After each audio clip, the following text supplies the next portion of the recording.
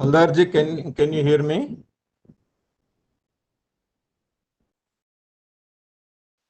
Yes, Dr. Rao, I could hear you, and I am seeing you after a long. Okay, sir. Thank you. Huh? Do you want to share So, once? No, will it take some more time? Yes, exactly by 2:30 or 2:30 means some participant has to join. Okay. Let's wait for another 4 or 5 minutes. Okay, fine. Fine, no problem. Okay.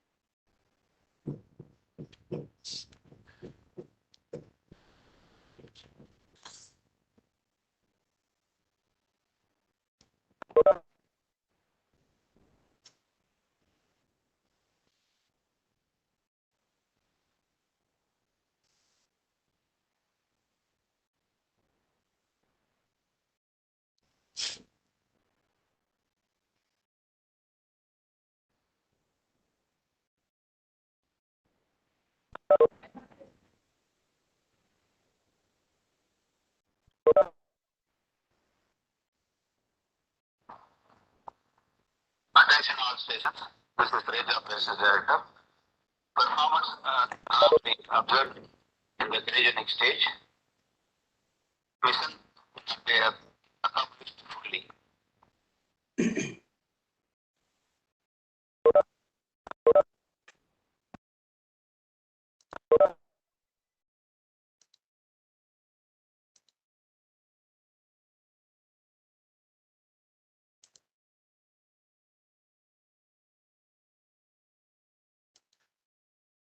Haldar sir, shall we start or we should wait for a few more minutes? Another 2-3 minutes. Let's see.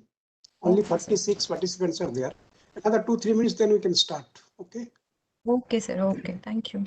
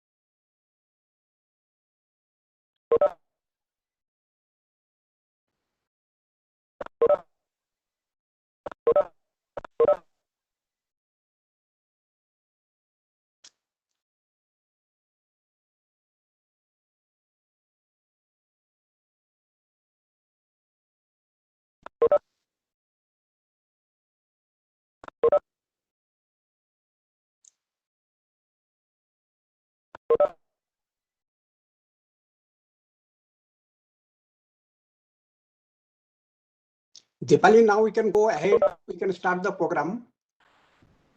Okay, Dipali? sir. Okay, sir. Respected dignitaries and my dear participants, Namaskar and good afternoon.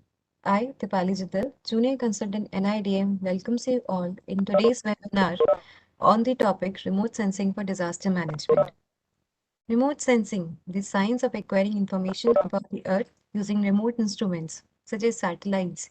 And these days we are also focusing on drone technology. These are useful for disaster management. Mitigation of natural disasters can be successful only when detailed knowledge is obtained about the expected frequency, character, and magnitude of the hazardous event in the area. So every year, the 12th of August is celebrated as the National Remote Sensing Day in India. to celebrate the legacy of the great visionary Dr. Vikram Sarabhai. So, on this eve, we would like to have this webinar, and on this webinar, we have the two eminent speakers with us, Dr. Amritlal Haldar and Dr. KHV Durga Rao sir. Before we begin our technical session of the seminar, I would like to apologize regarding the unavailability, and we are unfortunate that right now we are not having the Professor and Head Surya Prakash sir with us for his special address because he is busy in some important meeting. So I would like to invite Dr. Amrit Lal Hadar, who is the coordinator of this event, also the consultant at NIDM, to give some special address on this webinar, and please throw some light on the topic of remote sensing on disaster management, 12th August 2021. Over to you, sir. Thank you, Dipali. You can share that for the slide, that provision. And good afternoon, everybody, especially Dr. Durga Rao and all the eminent participants. So I'm giving this, sir. okay. So this is, you might have already, this program we have kept specially for the National Remote Sensing Day. This is a special program. Already you might have heard from Dipali that legendary vision, Dr. Vikram Sarabhai. It is his birthday. And nationally, we are celebrating this day as a National Remote Sensing Day. So Dr. Vikram Sarabhai, just 1 second.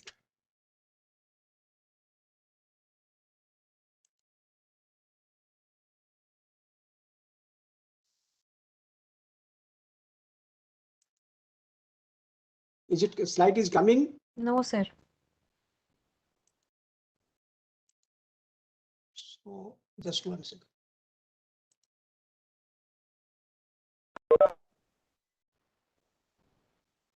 Okay, no, just 1 second.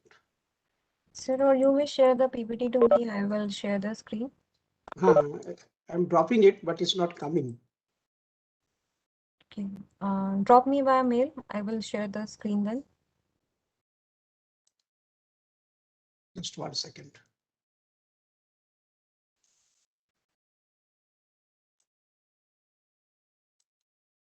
No, not coming. Okay. Sir, you can share it on mail, Gmail. Okay, no problem. Please send to Harihar here. Then we'll Okay, manage. sure. In the Okay. meantime, I will start. This National Remote Sensing Day, that is, we are celebrating on 12th August. That everybody knows, especially the space scientist, the Dr. Vikram Sarabhai. He born on this date, that is 12th August 1919. In August, in 12th August, he has born. And till 1971, on 30th December, he has done a lot of activity in this world. So this is a one kind of tributary we are putting to him, and keeping in view that how much he has done in the space science and other field also. He born especially in Gujarat, but now it is coming what I feel.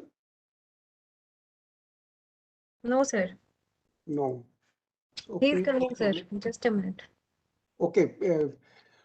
That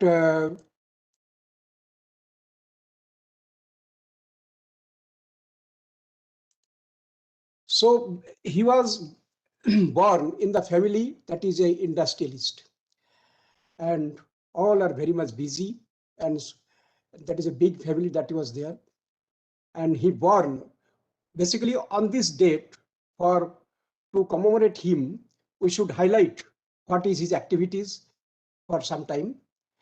And he initially took the admission in Gujarat College, Ahmedabad.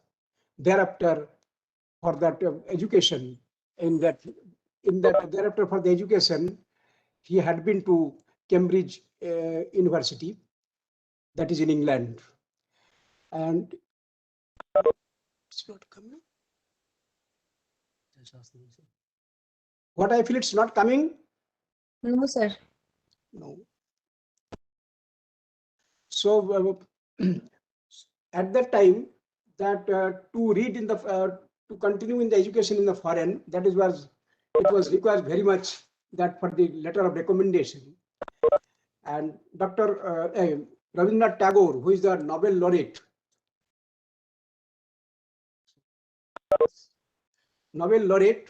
he has recommended. Dr. Rabindranath Tagore, he was his the family friend. Haldar, sir. Yes. I think the next PPT has been shared, the floods one. So the remote sensing one he has to share.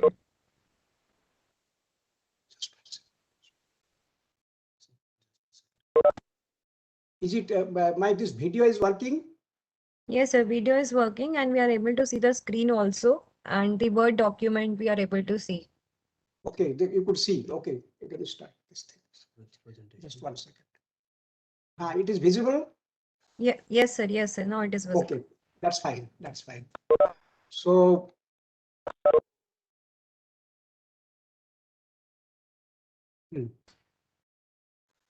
so in the Tripos degrees, that is for natural science, in 1940, he has completed in England, and thereafter the Second World War was there, and that has, due to the Second World War, that has compelled him to back to India, and that is the boon for India. And we have started our this space activity after that, and we are very much in up position in space technology. So after returning, he has joined in cosmic rays for the research activity under Professor Chandrasekhar Venkat Raman in IISc, Bangalore. And he has completed his thesis, that was cosmic ray investigation in tropical latitude. So now, why or what did Dr. Vikram Sarabhai invented? Dr. Vikram Sarabhai started a project for the fabrication and launch of an Indian satellite during that time. That was before 1950. And first Indian satellite, that is Aryabhatta, was put in orbit. That was in 1975 from Russian cosmodrome. At the time, that such facility was not available in India, and very little work was done. That's why we are dependent, or India has taken help from Russia and other country also. And Dr. Vikram Sarabhai, though he was a scientist, but he was having interest on science education, and he founded the Community Science Center at Ahmedabad. So what are the genesis of Department of Space? That is the Indian Space Research Organization. Everybody knows that mainly at that time it was established in Kerala in one church that you can see in the figure, that there, that actively he was participated in Dr. Vikram Sarabhai along with other technicians also. So though he was involved at that time physical research laboratory Ahmedabad, but still he has started the activity in this Indian Space Research Organization milestones. So the fabrication of satellite, it was started. Since inception, this ISRO has been orchestrated oil in 3 distinct elements. That was satellite for communication and remote sensing. Next is space transportation system, and last was the application program. Now in India, all are dependent. They are not dependent on other countries, they're fully interdependent. They are doing all 3 qualities, starting from launching vehicle to application. In the application part, they have remarkable development and remarkable work India could do. Now, what are the main activities, what he has done during his period? The physical research laboratory, initially he has started, and at that time, that was the next step, that is to establish the satellite system can contribute to the national development. ISRO was clear that it it need not wait for its own satellites to begin application development, while the foreign satellites would be used in the initial stages. However, before trying out full-fledged satellite system, some control experiments to prove the efficacy of television medium for national development was found necessary. And accordingly, the TV program on agriculture that was in Krishi Darshan was started and received good response during that time.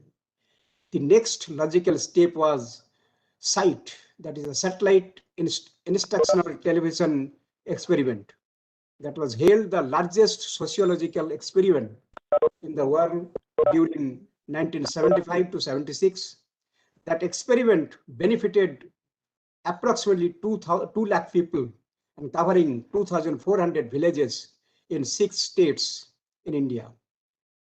And American ATS-6, that is American Technological Satellite, it was programmed, and the credit of training 50,000 science teacher of primary school in 1 year goes to the site. And site was followed by Satellite Telecommunication Experiments Project, STAFE, a joint project of ISRO and PNT, that is the Post and Telegraph Department. And during the operational phase in 1990, a major space infrastructure was created under 2 broad classes. That is the communication, broadcasting and meteorology, 1 unit, and other is the Indian remote sensing satellite, IRS. The development and operational of PSLV, that is Polar Satellite Launching Vehicle, GSLV, were significant achievements during that phase. That Vikram Sarabhai during 1963 to 71, how much he has achieved. It is considered that father of the Indian space program. He has a great institution builder and established or helped to establish a large degree of institution in diverse field. He was instrumental, as I told, in PRL. After that, returning from Cambridge, he pursued the charitable trust by his family. He was also having inclination in that, and friends to Endo Research Institution at Ahmedabad. And only at the age in 20 years, he was involved in PRL for the establishment, and he was there for he was the director there for 1966 to 71 for 5 years only. He had his well-known institution that established during his era. That is the, you can see that PRL, and he wants that the management institute should work or people should be developed in this management institute. That's why he has developed this Indian Institute of Management, Ahmedabad. Community Science Center, what I told, he had interest and he has developed, and he was instrumental. Darpan Academy for Performing Arts in Ahmedabad, and where his wife has contributed.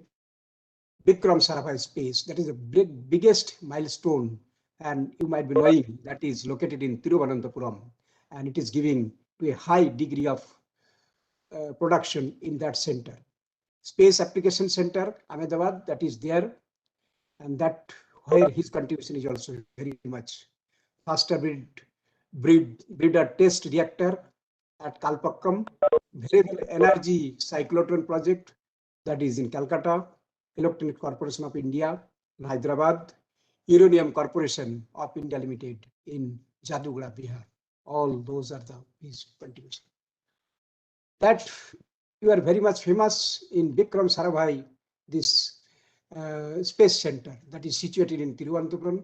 It leads the center of ISRO, responsible for the design, development, and launching of vehicle. And it pursues the active research and development in the field of aeronautics, mechanism, vehicle integration, chemical propulsion, space order structure, space physics, system reliability. And this center is undertaking the crucial responsibilities of design, manufacturing, analysis, development, testing related realization of subsystems. And these are the sustained by activities towards program planning and evaluation, technology transfer, industry coordination, etc.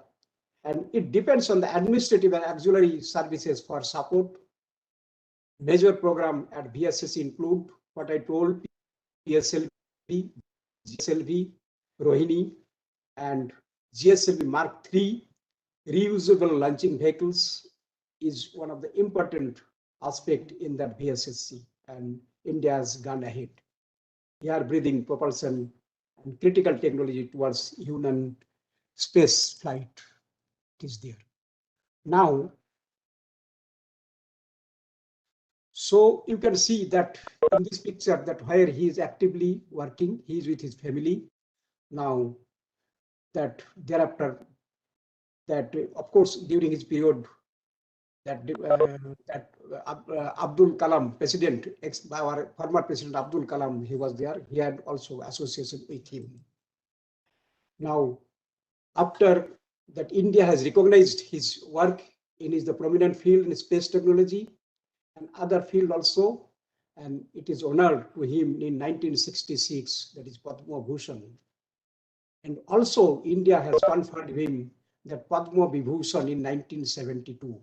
That was after his sad demise. And he has written, "My dear people of India, it is my privilege to serve motherland in a good manner. I hope you to involve in the process of nation building." So several quotes he has been made. Like this, he has somewhere he also mentioned, choosing to lead one kind of life means putting aside the desire to pursue other options. So he was a lot of visions to make India more dynamic in different kinds of technology and other things also. So this is a very small time to highlight him. This son, that is a very golden. India is having very proud for his contribution, and we are trying to continue his as a follower for his technology in the Indian different fields. Now, I'll not go much. You'll hear Dr. That for the application part, Dr. Durga Rao, he's here with us. And after I'm here, I'm stopping. Now, hand over to Mr. Dipali. You can go ahead. Thank you very much. Thank you so much, sir, for briefing us about the importance of this day. I must say, I greatly appreciate the presentation, and I hope the participants also did that. It was nothing short of incredibly informative and interesting, sir. Thank you so much once again. So, in order to mark the birth anniversary of Dr. Vikram Sarabhai, as well as to celebrate the success of Indian Remote Sensing and Space Program, now I would like to take ahead this webinar by inviting our distinguished speaker, Dr. KHV Durga Rao, Group Head Disaster Management Support Group at National Remote Sensing Center, ISRO, Hyderabad. He has been working with NRSC, ISRO for the last 25 years in various capacities. He was awarded 4 times by ISRO Team Excellence Award for the contribution in various national level projects. Dr. Rao has his expertise in space-based disaster management support activities in the country for the flood and cyclones in all the 3 phases of disasters. Executed various national level operational and R&D projects in the field of remote sensing and GIS applications to water resource and hydrology. So without any further ado, I would like to call upon Dr. Rao sir to take over the stage. Dr. Rao, over to you. Thank you very much, Dipalaji, Dr. Haldarji, and all participants of this training program. It is not a training program, it is a lecture series of NIDM. Good afternoon to everyone. At the outset, I would like to thank NIDM for giving me an opportunity to demonstrate, to present the role of space technology in disaster management.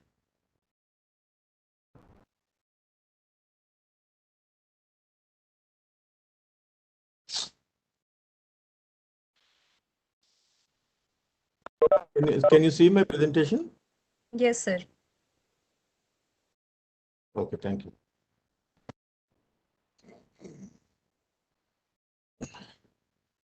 Thank you. So today, I would like to discuss more on the role of space technology, but in disaster management during all phases of disasters. You know that space technology has an immense role in particularly disaster management towards effective disaster risk reduction in the country, because the many disasters, floods, cyclones, landslides or earthquakes, forest fires, whatever it is.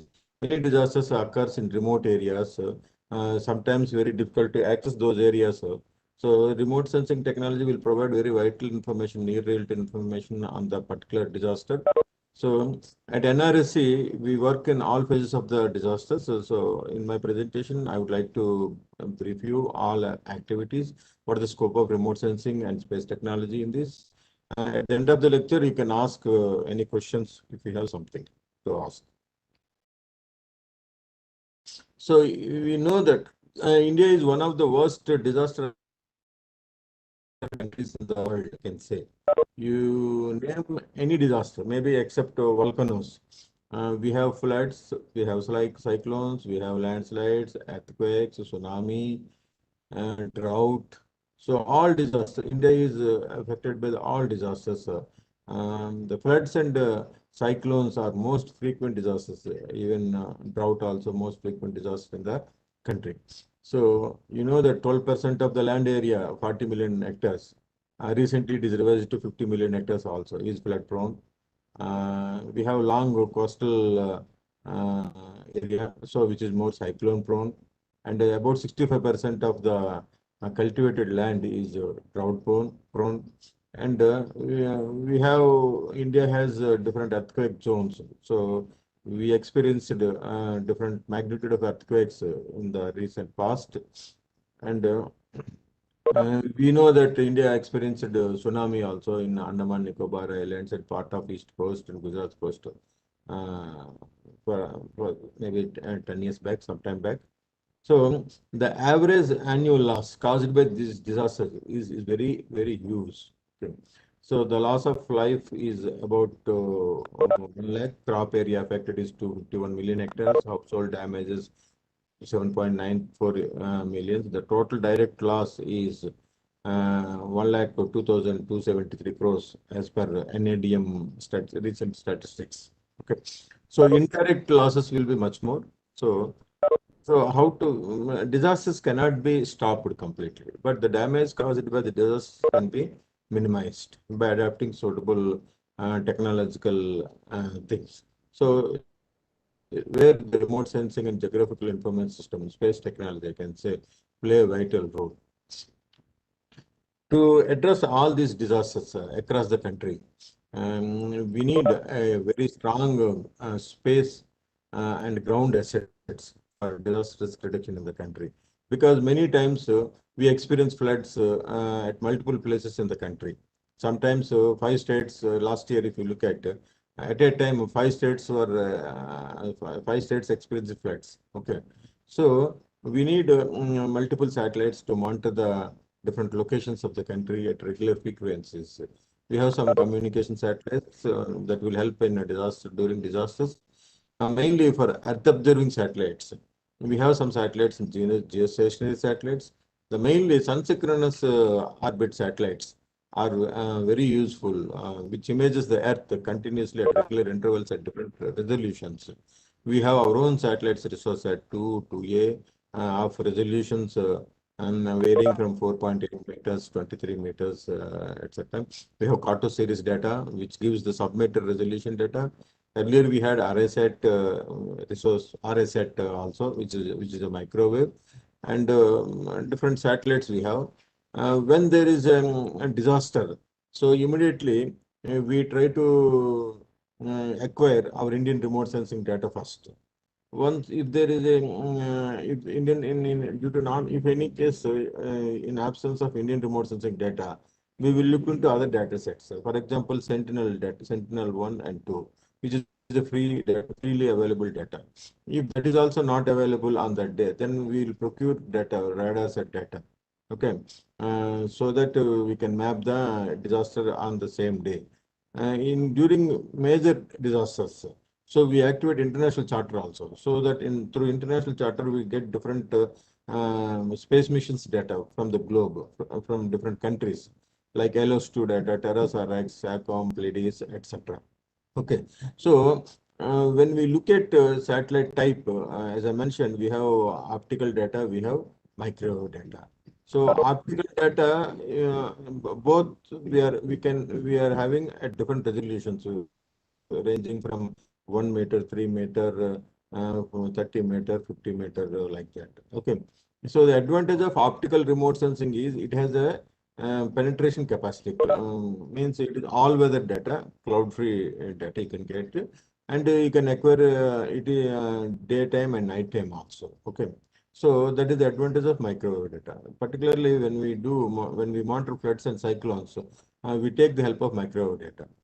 When we want to do the damage assessment, maybe damage due to earthquake, damage due to landslides, or damage due to cyclones, then we go for very high resolution optical data immediately after the event. When we get the cloud free, then we can map the damage. We have aerial platforms also.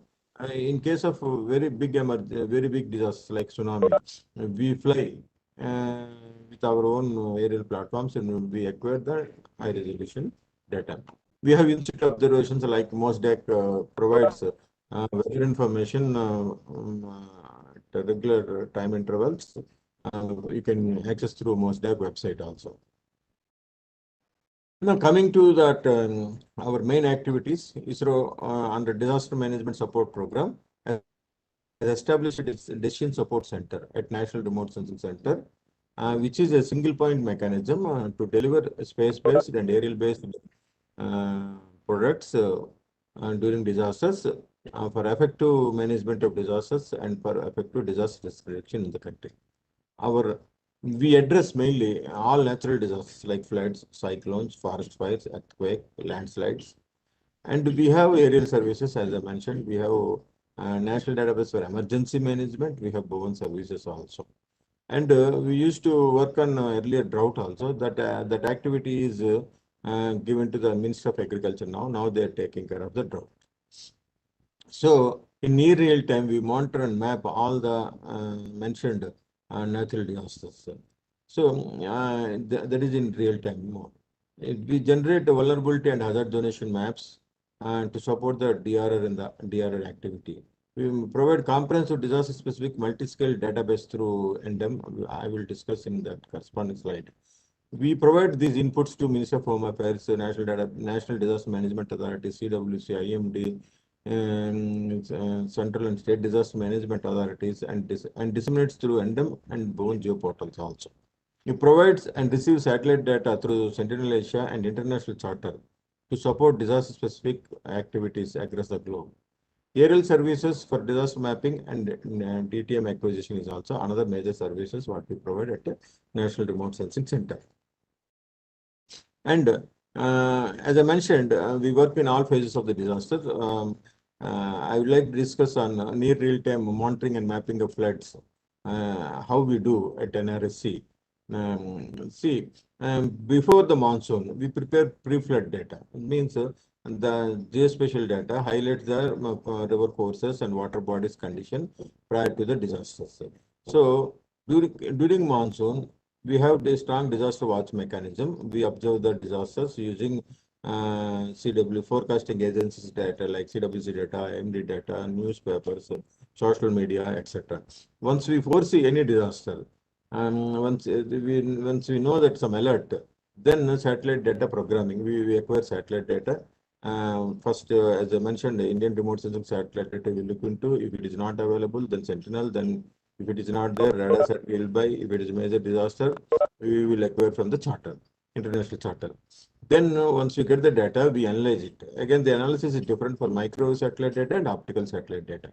Coming to micro, generally most of the data we use is micro data, particularly its cloud penetration capacity and due to its all weather conditions. So we do the image processing, we classify the flood and non-flood using different image processing techniques. Once it is done, then we do some manual editing wherever is required based on the ground information. Then integrate that flood map with spatial database first what we do, the pre-flood, what I mentioned earlier, that layer will subtract from the flood map so that the rivers and existing water bodies will not come under the flooding. Then we integrate with the village level information and roads, railways, and point of interest data, etc. And we prepare maps. Okay, the general regular product is the flood map. Then also we prepare some value-added maps like flood duration map, flood progression restriction maps, and some crop damage assessment based on the requirements. We prepare some this type of products and disseminates through email to the all state and central disaster management authorities through email, and we disseminate through our NDMA, NDM, and Bhuvan Geo portals also. If we look at the floods in the country in recent years, in 2017, I'm talking about major floods particularly. The 8 states were affected by major floods. We prepared 101. In 2018, 10 states were affected. In 2019, 14 states are affected. Come to 2020, last year, 15 states are affected by the floods. So the floods are extending to different parts of the country, whatever may be the reason, whether climate change or whatever may be the reason, but floods have increased. Okay. The thing is, apart from this more states, last year we mapped about 6 states, particularly like Karnataka, Maharashtra, Andhra Pradesh, West Bengal, Odisha. These states witnessed floods 2 times. Okay, that is also a very rare phenomenon. A state experiencing flood 2 times in the same year. And states like Bihar, Uttar Pradesh, and Assam experienced very prolonged floods of more than 3 months duration. So that's why the last year was very tough year for us. Even now, this year also it is not less than that. Sorry. We are in the mid of August. Already 187 maps and valued products are disseminated this year itself also. You all know that this year Uttarakhand flood struck in February month. So our disaster season started in February month only. After that in May, Taukte cyclone and Yas cyclones, then subsequently Assam floods and floods in other states. Okay. So what we do, we acquire satellite data and we map it. We, as I mentioned in the procedure, and we prepare the flood maps after integrating with a special database, and we disseminate in 3 to 6 hours time after download of the satellite data. Okay. So last year, because of the more floods, we activated international charter 5 times. Okay, and about 120 satellite images were analyzed, which is obtained from 14 satellite missions, different countries from different countries. So all these products were disseminated to MHA, NDMA, state disaster management authorities. These maps are used by state and central authorities for relief and rescue operations, damage assessment, and disaster management activities. So you can understand the quantity of the work we do particularly during the disasters. Coming to the cyclones, it is a different kind of particularly activity what we do it. And during floods, we'll have clear-cut inundation, but in case of cyclones, you will have more wind damage. Okay, there will be some inundation, some extent, but the damage due to wind will be very high. So in such cases, we take high-resolution satellite data sets and we map the damages. You can see here the rooftops are blown up and the one stadium. You can see this rooftop was completely damaged in Bhubaneswar in 2019 and during Fani cyclone. Okay, and this is during Nivar cyclone. The roads are damaged in Tamil Nadu. So flooding in Tamil Nadu in West Bengal 2021. So in 21, Taute and Yas cyclones are mapped. So different cyclones we monitored in recent years particularly. Apart from the flood maps, we prepare some maps like flood progression and restriction maps. You can see how the flood is increasing and how the receding. This is very important information for relief and rescue operations. The people should know whether flood is increasing or receding. Once they come to know that the flood is receding, then only they can go for relief and rescue operations, ground-based operations immediately. And we prepare flood duration maps also, because if any prolonged flood is there in any place for more than 10 days or 15 days, the damage caused by flood, for if it is inundated for 1 day is different, if it is inundated for 10 days is different. So we prepare flood duration maps uh, when the area experiences prolonged floods. And coming to the recent 2021 flood, Uttarakhand floods, everybody is aware, huge, very big rock slide. You can see this is the rock slide. It is equivalent to 50 football stadiums.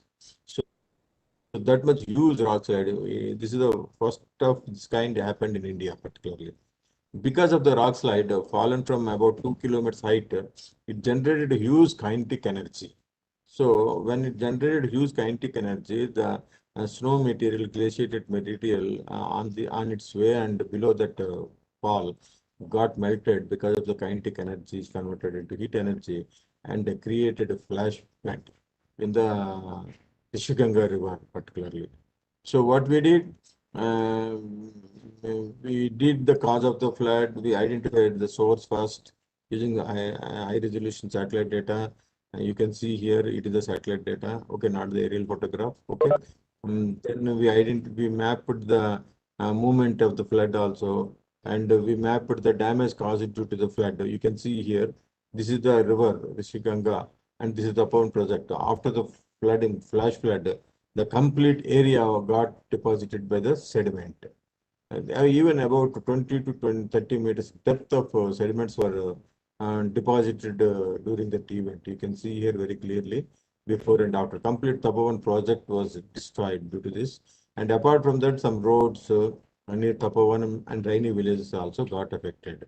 So this impact, this damage assessment was done using high resolution satellite data sets. You can see here, no? This is the Tapovan project. The barrage got damaged fully. And this is the structures, hydraulic structures. Okay. Sludge tanks particularly. So got bridges, here one bridge, here one bridge. If you see here, na, you can see bridges uh, got washed off. This bridge, one bridge is here, another bridge is somewhere here. This bridge, okay. Those bridges completely washed up, this bridge and this bridge, and during this disaster. You can't imagine the flood, the velocity, magnitude of the flood, the velocity of flow was something around 10 meters per second, and the depth of flooding also very high, up to even 30 meters depth of flooding was there. So, apart from this, there was a lake formed on the Rishiganga River due to debris deposit particularly. So the lake we monitor continuously because the lake area was something around 36 hectares.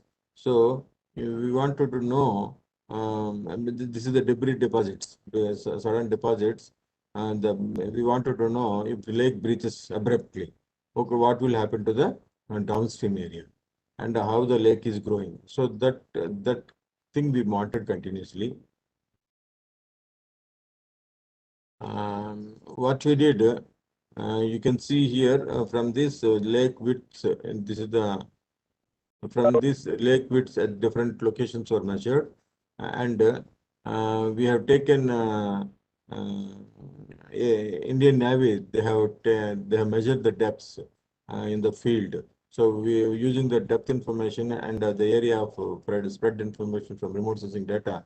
We estimated the volume of the lake particularly. This is the lake profile, which is plotted from the field data. You can see this is the debris slope. Okay, the 200 meters width one side itself.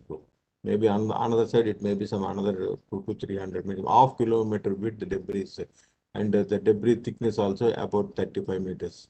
So this much lake was created.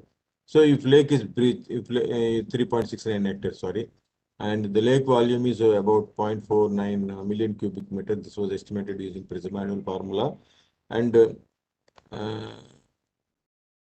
we have done inundation simulations for this breach. If what will happen if it breaches slowly, if it breaches abruptly. Okay. If it is breaches slowly, maybe because of erosion or overtopping or piping action, it will not be of no issue. But if it breaches abruptly, maybe because of another earthquake, then it may lead to flash flood. So we simulated, then we found that from the simulations, 600 cubic meter per second flow will come if it breaches. If that much comes, then we have done inundation simulations also. What will be the depth of flooding? What will be the velocity of flooding if it breaches at Tapovanam project and Raini villages also. So we understand that this discharge is not very dangerous because on that day when the flood came, on that day it was noticed that something around 1100 to 1200 cubic meter per second flow was there. If 600 flow gradually comes, so it will not have any impact. But if it is associated with some high rainfall in the upstream, then there will be we have to take care particularly. So this report, NDMA, National Disaster Management Authority, constituted a committee. So we are also part of the committee along with Central Water Commission and different organizations. So we prepared this input and provided to organizations. So that is response phase. Now coming to the mitigation phase. Mitigation phase means having the advantage of historic satellite data, we prepare flood hazard maps. Okay. Since we have been working in floods for more about 20 to 25 years, so we have got a huge satellite database, historic satellite database. So we prepare every year prepare annual flood layer. Like annual flood layer means maybe in today this much area is flooded, maybe next month this much area, and last month this much area. So at the end of the year, what is the total flood scenario in that particular state? Okay. So that cumulative flood layer will tell you. Okay. So like that for every year we prepare cumulative flood layers. Then like that, if it is 20 years data, 25 years data, for every year we prepare cumulative flood layers and integrated flood frequency maps we prepare it. And we take the Central Water Commission water level data and to see the interannual variations and flood vulnerability and hazard will be these two parameters are estimated, and the state level flood hazard atlas are prepared for different states. Okay, the procedure I explained in briefly. So the hazard atlas particularly looks like this. I'm showing atlas of you can see here, this is the flood atlas of Bihar. This part is flooded. Similarly, I am showing the atlas of Bihar, which is released this year, latest updated atlas. One district, particular Purnia district hazard atlas I am showing here. If I see the statistics, I can know that what is a very low area and what is a very high area, percentage of very high area in that particular district. So if you go to our National Database for Emergency Management (NDEM) portal, or if you go to Bhuvan portal, you can access this information from the geo portals. So like Assam, we prepared a flood hazard atlas in released in 2016. Bihar, we prepared and released in 2013. Odisha, we prepared atlas using 2001 to 2018 data, released in 2019. Bihar, recently we updated, in which the 22 years data was considered and released on March 2021. Andhra Pradesh atlas we have prepared and sent to the government for its release. West Bengal expected to be released in this year, and Uttar Pradesh also will be released. So for these states, particularly for these six flood atlases for 6 states, which are most frequent flood prone, are prepared using long-term historic data.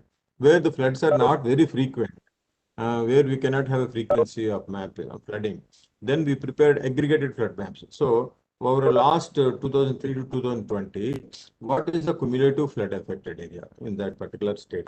So like that, we prepared for another 6 states and we have sent to the concerned user organizations. Coming to the another phase, early warning phase. Okay, preparedness phase or early warning phase. We do special flood early warning, particularly. So in this, we have taken up to develop a spatial flood early warning systems for Godavari and Tapi rivers using space inputs through distributed hydrological modeling approach. And it is not any R&D type activity. It is a completely operational real-time spatial flood forecast model. You can see in the Bhuvan and Nidm portals also in real time. It runs in real time. Okay. So how it is done? See, you have advantage of the flood forecasting. It can be short range forecast, medium range forecast, and long range forecast. Generally, short range forecast is given by Central Water Commission using gauge to gauge correlation technique, which is a conventional technique. And if I know the discharge of flood hydrograph at X point, I can compute the flood hydrograph at Y point using gauge-to-gauge correlation technique. Okay, so which is somewhat approximate, and the between X and Y, whatever rainfall contribution is there, that runoff is estimated using some empirical formulas. Coming to the medium range forecast, it can be done using some hydrological modeling techniques. So with lead time of some 2 to 5 days. If I want to do long range forecast, if I want to give forecast much advanced, then I have to use rainfall forecast data in the models. Okay. So we have a distributed modeling approaches. We have a satellite-based digital elevation models. We have ALTM digital terrain models. We have automatic weather stations data. We have very advanced modeling softwares, etc. Okay. So using these techniques, we developed special federally warning models for Godavari and Tapi. Okay. So this the simple things are it is a short range forecast. Modeling technique gives a medium range to long range forecast. It is runoff estimation is not very accurate, but here forecast runoff estimation is more accurate. And the forecast lead time is also more in modeling technique. Here lead time is less. Okay, because I will tell you how it is less particularly. For example, if I have a river one point here, another point here. Okay, so if I know flood hydrograph here, I can compute flood hydrograph here.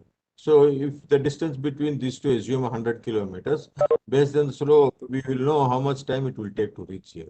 So that will be nothing but your lead time. It may be 5 hours, it may be 6 hours. Okay, that's why it is a short range forecast. But if I know the rainfall, if I can compute runoff in the complete basin, then that runoff will take some sufficient time to reach from the farthest point to the outlet. So taking that advantage, we can increase the lead time, forecast lead time. So that is the hydrological modeling approach, what we do it. Okay. And maybe conventional method is simple compared to modeling technique. What the data required for modeling technique? We need some static data, we need some dynamic data.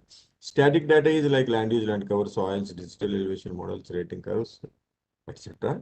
Dynamic data, again, two parts. One is historic data, another is real-time data. Historic data is required for model validation and calibration, like IMD rainfall data, Central Water Commission case data, observed data at different locations in the basin.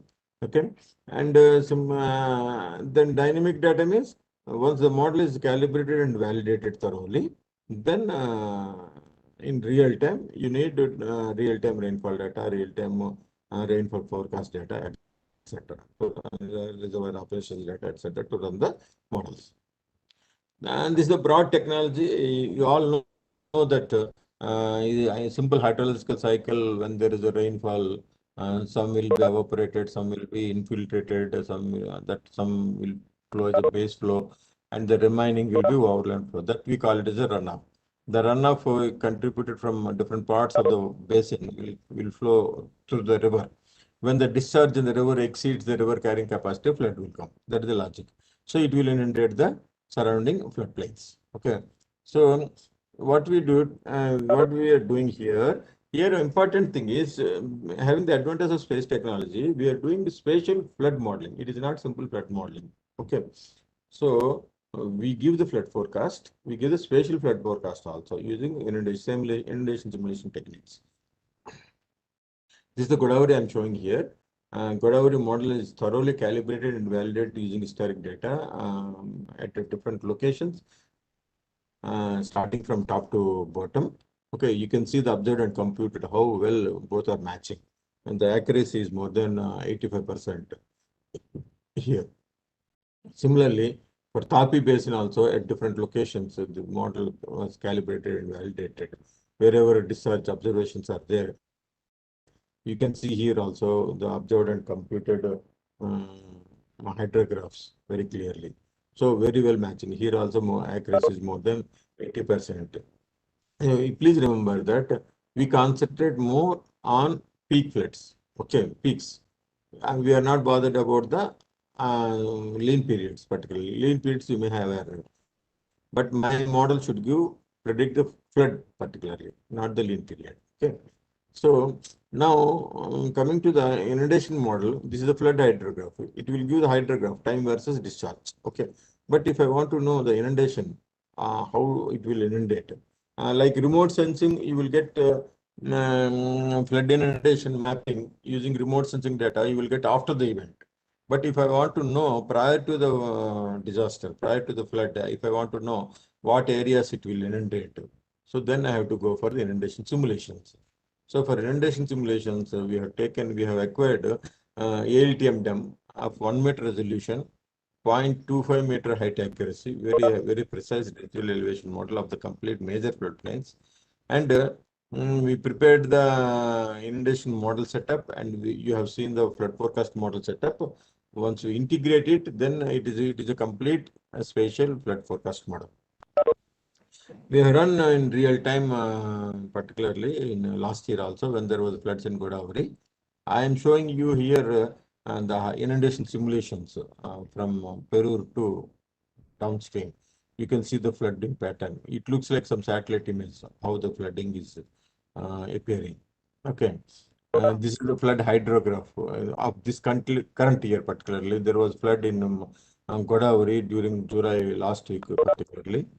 Suddenly the flood, the discharge was something around 7,500 about.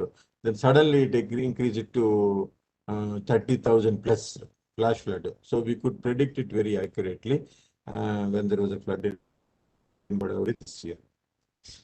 As I mentioned, our flood forecast accuracy is more than 85%, which is very good, and the lead time is 36 to 50 hours. Means before at some downstream places we are giving 50 hours forecast, at upstream places 36 hours. It varies like this.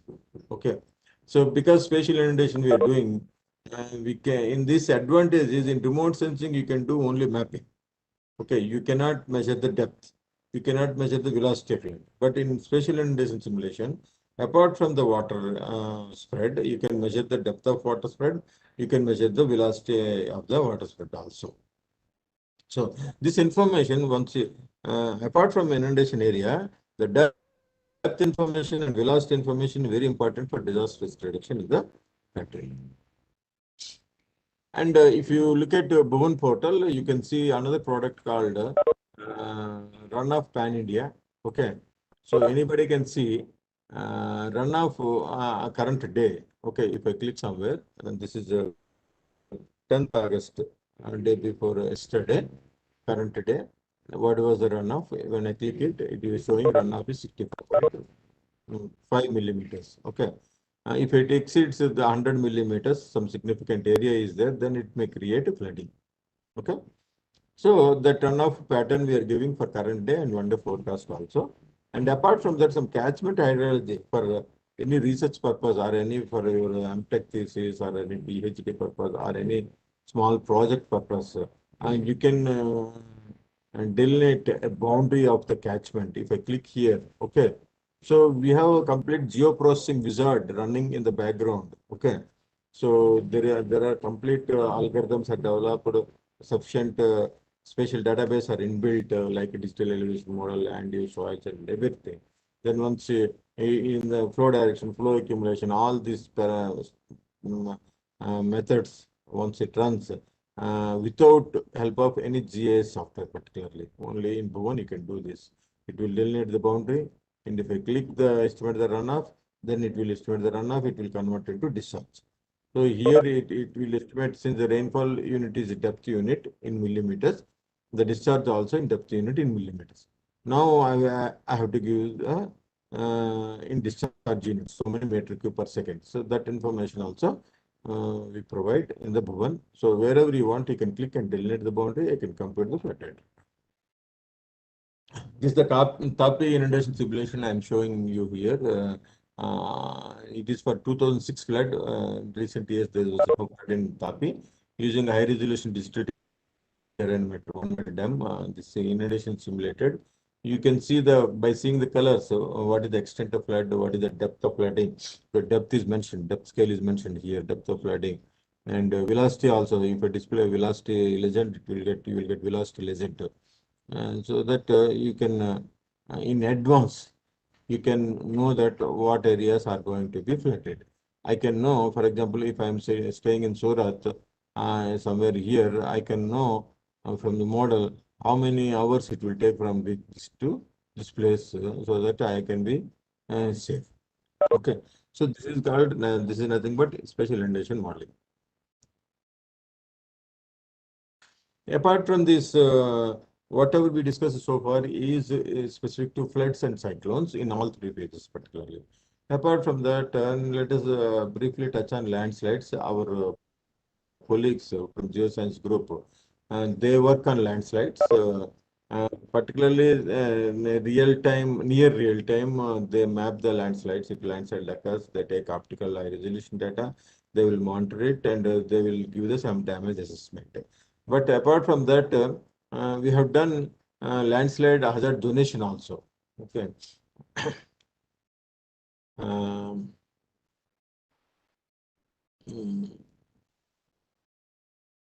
Particularly landslide hazard donations are done for Himalayan Tibet regions. Okay, so those maps are also available in Bhuvan dashboard. Okay, so here you can see the major events listed out, like landslide triggered by Nepal earthquake in 15, Putkal river blockade landslide 15.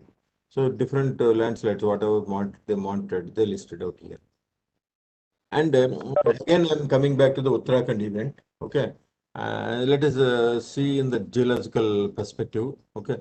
There was a rock. This is the 2015 September 28th image. This is the scenario. So this portion is completely detached. Okay. Portion is complete. See the real time image. The image was captured at 10 hours 31 minutes 51 seconds. There was dust. When the huge rockfall was there, there is a huge thick dust cloud at ground and crash zone. You can see here also. Okay, you can see here also. So this is the actual cutting of the salon, which is equivalent to 50 football stadiums size. This is prior to the event. This is on 7th February. This is on 10th February. And this is a real-time picture.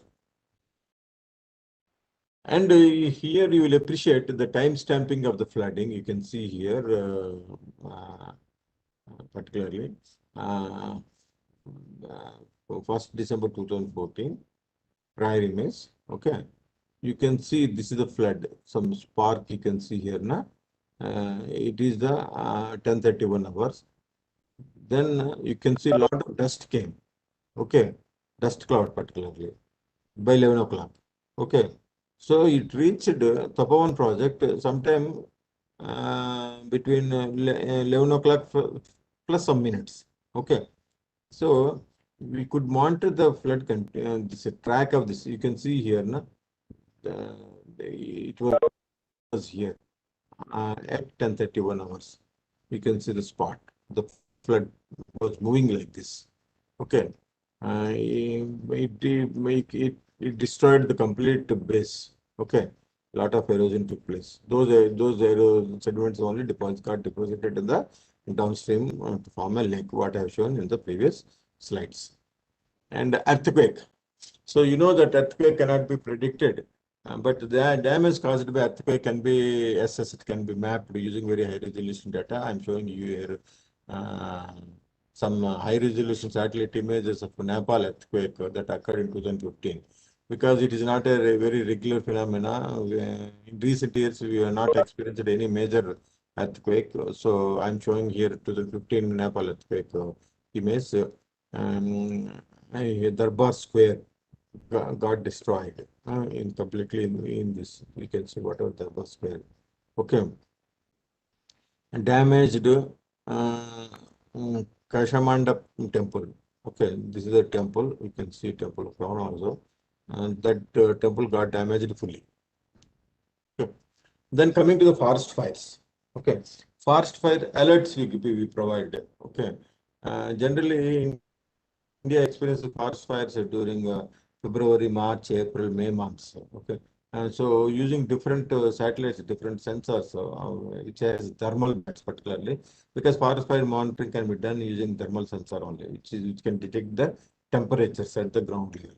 So we have completely automated this. We different satellite systems are there. Mode is Terra, Aqua, and Suomi NPP, and JPSS. These satellite data sets are there. Once you receive the satellite data, it will be processed based on the temperature and all this. It will be processed. Then that happening.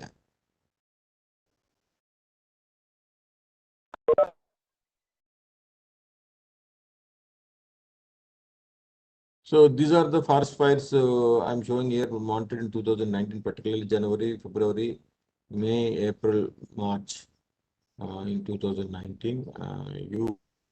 Huge number of forest fire locations you can see here, Jungtaras or Aqua, Suomi, NPP, and now VAR data. Okay, this is the forest fire mapping. And based on the requirement, sometimes user organizations they demand the area extent also. So based on the user needs, we compute the we map the area extent of the forest fire also. Then coming to the international commitments, as I mentioned, when we have disasters in the country, we activate international charter. Similarly, we provide data to different countries also, our Indian remote sensing data. Okay. Through international charter, we provide through Sentinel Asia also. Sentinel Asia is the forum of Asian countries, particularly. International charter is the complete globe.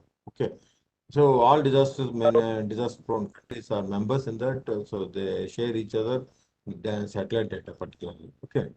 So during last 3 years, we provided about 163 satellite data sets to 23 countries addressing 80 disasters, maybe floods, cyclones, or volcanoes, or landslides, or earthquakes. Okay, Asian countries are prone for earthquakes also. Okay, so we provided a lot of data. We provide in every year through and these forums, and we receive also through these forums. This is the statistics I'm showing here, how much data we provide through international charter. Previous one, this is through Sentinel Asia. This is the international charter. Okay, this is also international charter. And another thing is we do capacity building. Okay, and this capacity building also we have annual DMS training program, disaster management support training program. It is a week training program.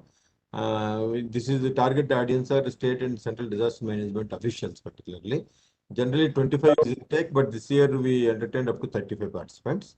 Okay, and we organize a training program and NDM also, National Database for Emergency Management also. This is one-day training program only. Recently, we organized it for 5 zones: North, East, West, South, Central. Okay.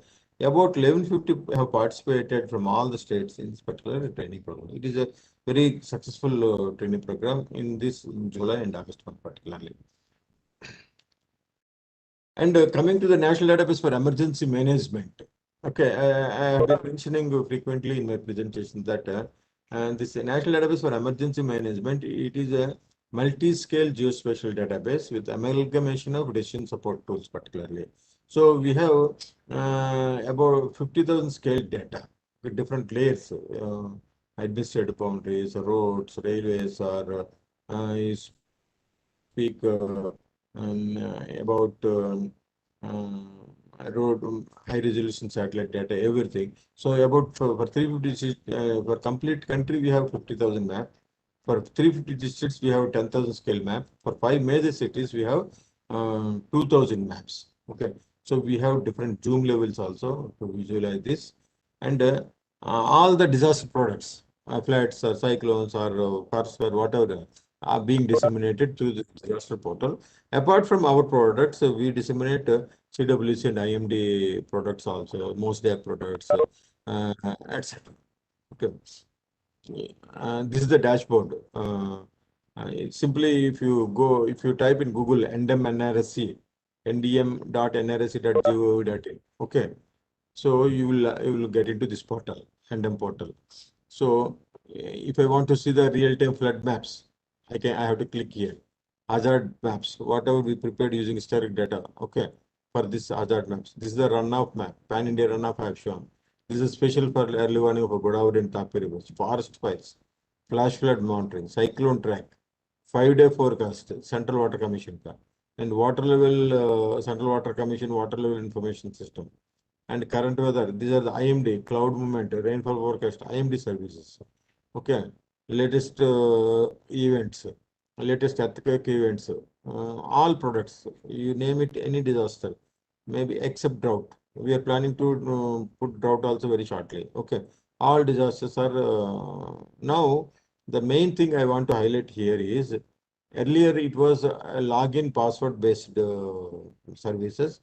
Now it is available to the users openly. You can simply without login or password also, you can see all the products what I'm mentioning here. We have disaster event card, and this portal is designed right now in 5 languages, including English, Hindi, Odia, Telugu, and Tamil. So we are planning 2 more languages also. Once we prepare it, we'll incorporate it. Okay. So it has a decision support tools, PDRN tools. It has site-specific, disaster-specific information data also, and information from forecasting agencies like Central Water Commission and IMD also.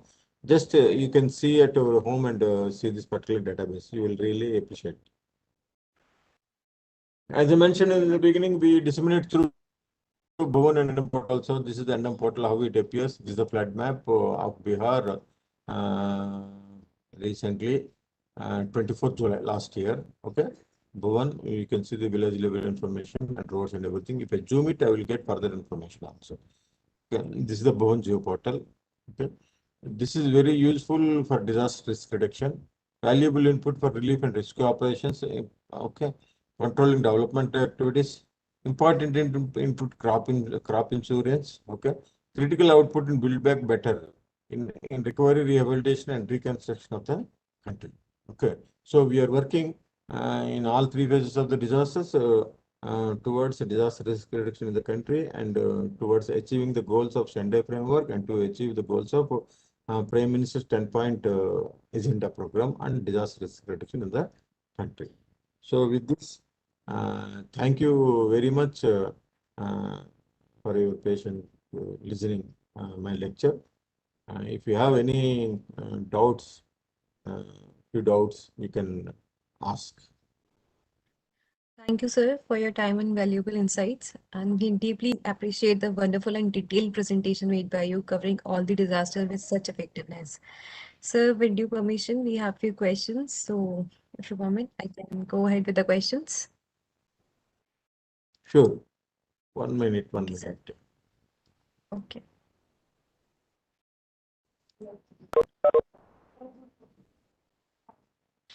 How can you stop my sharing? I still is required. Your video will be visible only. Like, the screen is already stopped, I think. Nothing is visible. Stop it, You have to end slideshow. With the sensitive periods or the disaster seasons was I will close the presentation. Yes, sir. then Yes, sir. material You can. assessments, all potential types or all the types of disasters that had struck in the past in the Haldars.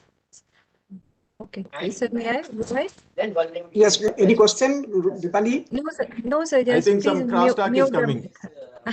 Yes, sir. Mute the mic, sir. Haldar, sir. Is one actually Okay. Thank you, sir. under risk. Sir, first question is from Pavan Mudhuji. In terms of When image processing, do you use supervised or unsupervised classification? vulnerabilities and existing capacities were mapped See, in terms of some background, some sound is coming, some lecture is going on. Just a second, sir. Haldar sir, could you please mute your mic? Yes, I could hear you. Okay, sir. Thank you. Dr. Rao, please go ahead. Shall I repeat the question? Okay. Yeah. See this flooding, particularly in micro, the beauty of the micro data is you can clearly differentiate the flood water from the other land use parameters. So we don't require any supervisor classification. With the help of our expertise, with the help of ground information, we can classify it. So again, some lecture I'm hearing. I think that unmuted, that his mic got unmuted. Sorry, sir. Now it's turned off. Sir, next question is recent landslides in Himachal Pradesh and loss of life. How NRSC play important role? Again, in the background lecture, I'm hearing. Exercises. No.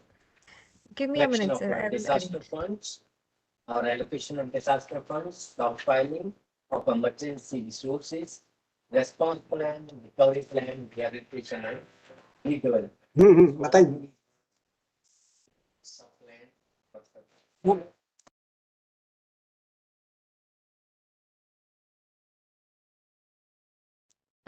So now it's okay. Oh, fine, please tell me. Yeah. Next question is from Alok Pandeyji. Recent landslides in Himachal Pradesh and loss of life. How NRC plays role? See, this NRC plays role means particularly this landslides forecasting is difficult. Okay. What we do, we can map landslide location and how much damage it took place using high resolution satellite data once we get the cloud-free satellite data. Okay. And with some damage assessment report we provide to the government user organizations. Okay, sir. Thank you, sir. So another question is, does Bhuvan, which is the database for IRSC images, compatible with Python program PyCharm? So I think Bhuvan people only can answer this. He is asking something related to programming, huh? Yes, sir. Okay. Okay, sir. He can talk to the Bhuvan people. Okay, sir. So next question is, how much of the importance chain detection map plays in monitoring earthquakes? See, the scope of remote sensing in earthquake is very limited. Okay. Earthquake cannot be predicted, cannot be monitored like this, but the damage can be damage, relief and rescue operations can be monitored. Okay. So using a high resolution satellite data. Damage assessment can be done. How many buildings are collapsed? How many, that type of assessment can be done. Okay, sir. Thank you, sir. So another question is there any source to download the water discharge data and flood history depth data for flood inundation mapping? See, the flood water level data, whatever he is asking, we also get it from Central Water Commission. Okay.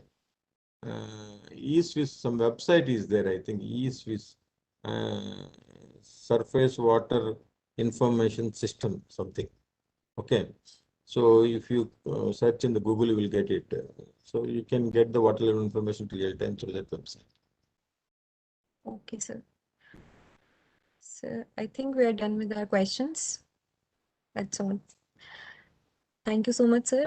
Thank you once again for sharing your expertise and experience around the table and engaging in such fruitful and constructive open exchanges throughout the webinar. Thank you so much, sir. We look forward to welcoming you again in the coming future. Thank you. Thank you very much. Thank you very much. Okay. So, bye. thank you. So before concluding the session, I take the opportunity to propose the vote of thanks. Haldar sir, would you like to say something before this? Yes. You see, Dr. Professor Surya Prakash, he is very much busy. Still, he could not give time and he could not. So the thing is that Dr. Rao, that he has given a very wide discussion on all kinds of natural floods. And what is the present scenario. Even he has given the brief of that early warning system also, wherever it is possible, except earthquake. And that what is happening all around, he has shown beautifully through the maps also. And what is the role of NRSC they are doing in all types of these natural disasters. He has briefed a lot and nicely. And also that certain things that what are the roles for other purposes also, say NDMA and other things, he has given a glimpse also. And runoff model, that in pan-India, in runoff model, how much he has done, and that is also given nicely. Especially the Tapi River and Godavari River early warning system, they have developed and they are also doing something still and very nicely. And for this remote sensing data, especially this optical and other things also, that he has highlighted that India, in collaboration with Sentinel and other companies, that India is extend their hands. So it is a lot of information he has given for especially for the attendees, and they can gather the knowledge and they can update that thing and they can share it also, and they'll be benefited very much. And now I don't know when he'll be coming. Now we can go ahead with the program. Means that vote of thanks you can share. So, Okay, so before vote of thanks, I have seen some messages in the chat box. Some people they're asking different questions. Okay, may not be possible. You can mail it to me. Sure, sir. If anybody is having any doubts, they can contact me over mail also. So we'll respond to them.